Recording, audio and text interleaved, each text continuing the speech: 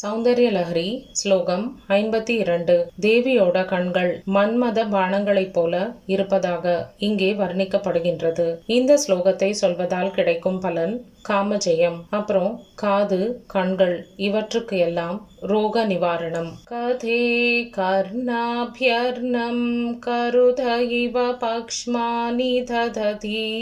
கதே கர்ணாபியர்ணம் கருத இவ பக்ஷ்மானி தததி. புராம்பேதுஷ்சித்த பிரசமரச வித்ராவண பலே. पुराम्बेतुश्चित्त प्रशमरस विद्रावण भले. इमे नेत्रे गोत्राधरपतिकुलोधं सकलिके. इमे नेत्रे गोत्राधरपतिकुलोधं सकलिके.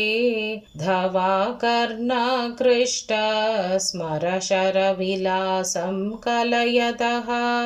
धवाकर्णाकृष्ट स्मरशरविलासं कलयतः.